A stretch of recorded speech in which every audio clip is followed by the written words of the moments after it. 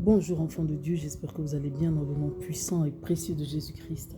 Alors c'est vrai que par moments j'ai tendance à me concentrer sur mes créations, mais il ne faut pas oublier notre but principal qui est de servir le Seigneur, de faire l'œuvre. Amen. Donc ce matin nous allons partager une parole d'édification, une parole qui fait du bien à l'âme. Nous allons parler de ce qu'on appelle un hôtel. Qu'est-ce qu'un hôtel? Oui, il y a ce qu'on appelle des hôtels, des endroits où l'on va se reposer quand on est de passage quelque part. Mais l'hôtel ici, qui s'écrit avec A-U-T-E-L, est un lieu d'adoration, un lieu que l'on consacre à Dieu. Amen. Et que nous dit le dictionnaire, selon la définition du dictionnaire? Alors, un autel est un lieu élevé en forme de table pour sacrifier à une divinité. Les païens ont élevé des autels à toutes sortes de fausses divinités. Ils ont offert des sacrifices. Ce mot vient du latin altar, autel, bien évidemment, A-U-T-E-L. C'est dit aussi autrefois chez les Juifs de ces tables qu'ils dressaient à la campagne pour sacrifier à Dieu. Amen. Donc c'est un peu ça la définition d'un autel. Mais nous allons parler d'un autre autel. Un autre autel qui est comme une dette. Amen. Qui est comme une dette. Lorsque l'on te fait du bien, lorsqu'une personne se sacrifie pour toi, lorsque tout semble mal aller dans ta vie et que Dieu met des gens bien sur ta route. Parce que bien aimé, il faut savoir que Dieu ne descendra pas de son trône royal pour prendre ta main et t'emmener à un endroit précis. Ça, il faut le savoir. Il va susciter des bonnes gens.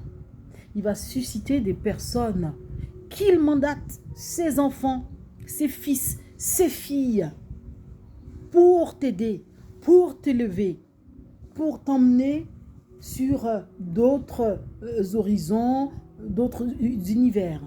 Amen.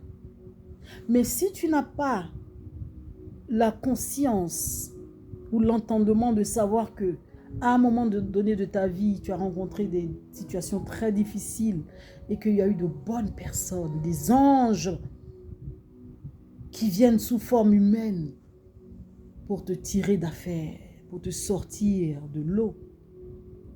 Parce que quand le roi David dit, les eaux me sont montées jusqu'à l'âme. Les eaux, ce n'est pas physique, mais c'est la douleur, la souffrance, les attaques, les oppressions, tout ce qu'on peut endurer qui peut détruire l'âme, le corps. Donc, lorsque tu rencontres ces difficultés-là et que les eaux montent jusqu'à toi et que Dieu emmène de bonnes gens te prendre par la main et te tirer de ces eaux, t'emmener à la surface. Il ne faut pas cracher sur ce genre de personnes. Il ne faut pas faire du mal à ce genre de personnes. Il ne faut pas fomenter des coups à ce genre de personnes. Pourquoi? Parce que dès l'instant où une personne te fait du bien, une personne t'apporte un bien-être, une personne te sort de situations difficiles, une personne a toujours été là pour étancher ta soif, et que par derrière, tu prends le poignard et que tu lui mets dans le dos, cette personne constitue un autel pour toi. Amen. Cette personne constitue un autel. Je vais m'expliquer. Le bien que la personne a eu à te faire, le soutien physique, mental, moral, que la personne a eu à apporter dans ta vie en tant soit peu, va crier contre toi. C'est ça. Va parler contre toi.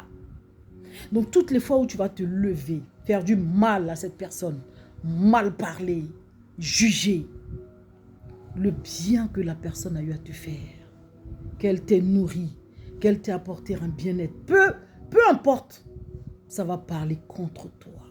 Ça va crier contre toi. Et ça devient un autel. Voilà pourquoi il y a des gens, quand ils sortent de relations, ils ont des problèmes. tout se corse dans leur vie. Ils ne comprennent pas. Parce qu'ils n'ont pas compris que là où ils étaient autrefois, il y avait une personne qui était là, qui leur apportait un bien-être, qui se souciait, qui faisait tout ce que ces personnes-là voulaient, et elles n'ont pas su reconnaître. Elles ont craché dessus. Donc elles se disent, je vais ailleurs, je suis beau, je suis belle, je m'en fiche, je vais trouver.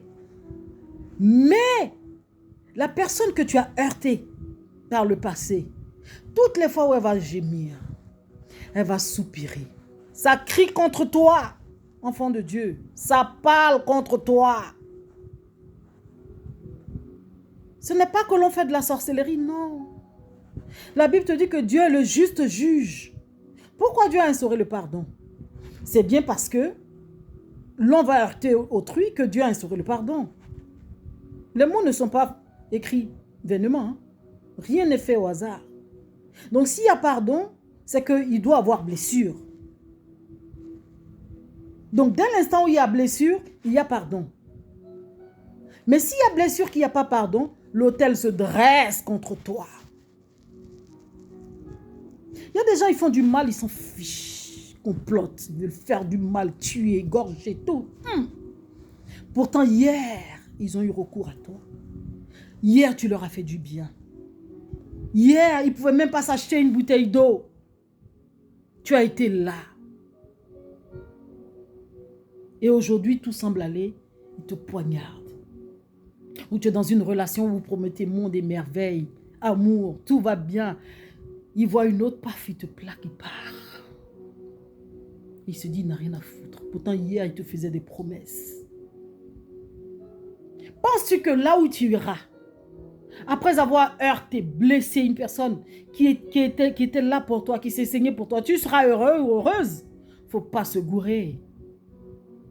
La douleur que tu as infligée à l'autre te sera restituée dans ce ménage.